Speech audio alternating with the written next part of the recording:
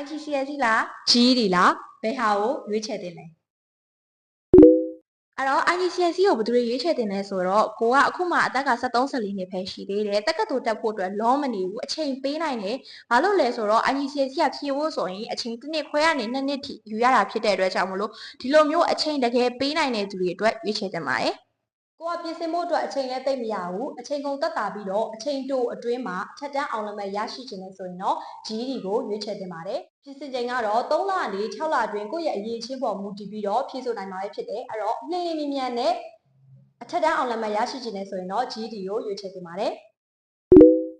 ဘာသာရပ်တွေအနေနဲ့ကြတော့ IGCSE မှာဘာသာရပ်ပေါင်းများစွာရှိပါတယ်။အဲ့ဒီတရားမှာကိုသဘောကျတဲ့ကိုစိတ်ဝင်စားတဲ့ major ပေါ်မူတည်ပြီးတော့ဘာသာရပ်တွေကို9ဘာသာနဲ့9ဘာသာသို့မဟုတ်တချို့ကလည်း10ဘာသာအထိယူကြပါတယ်။ကိုက GED ကိုရွေးချယ်မယ်ဆိုရင်တော့4ဘာသာပဲသင်ယူရမှာဖြစ်ပါတယ်။ Maths, Science, Social Study, Ireland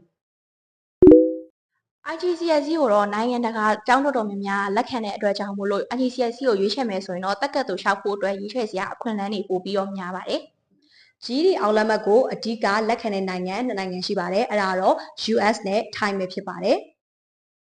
အဲ့တော့နောက်ဆုံးတစ်ချက် IGCSE ကိုတက်မဲ့ကျောင်းသားကျောင်းသူတွေတည်ထားမှာတော့ငွေကြေးပိုင်းမှာဘာလို့လဲဆိုတော့ပထမဆုံးအချက်အနေနဲ့ကိုကနိုင်ငံတွင်းမှာ2နှစ်လောက်ထိကျောင်းဆက်တက်ရမယ်IGCSE International School တွေတက်ရမယ်ပြီးတော့နောက်တစ်ချက်စောင်းမေးပွဲဖြေရမယ်စောင်းမေးပွဲကြီးရရှိသေးတယ်နောက်ဆုံးတစ်ချက်ကိုကလုံးဝဒီပြည်တွင်းမှာတက်လို့မရတော့ဘူးပြည်တွင်းရတက္ကသိုလ်တွေက IGCSE ရော GED ရောလက်မခံပါဘူးအဲ့အတွက်ကြောင့်မလို့နိုင်ငံခြားကိုတက္ကသိုလ်သွားတက်ရတော့မှဖြစ်တဲ့အတွက်ကုန်ချစရိတ်တွေနေထိုင်မှုစရိတ်တွေအကုန်လုံးကိုတိတိကျကျလေးစဉ်းစားပြီးတော့မှ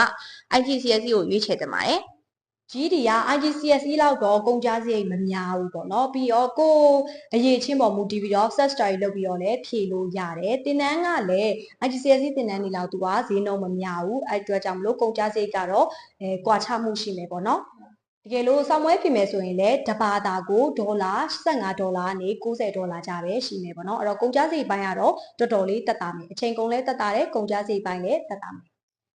အချုပ်ပြောရမယ်ဆိုရင်တော့ IGCSE ကိုဘယ်လိုလူတွေရွေးချယ်တင်လဲဆိုရင်အချိန်ပေးနိုင်တဲ့သူတွေငွေကြီးပိုင်းစိတ်ပူစရာမလိုတဲ့သူတွေပြီးတော့ကိုက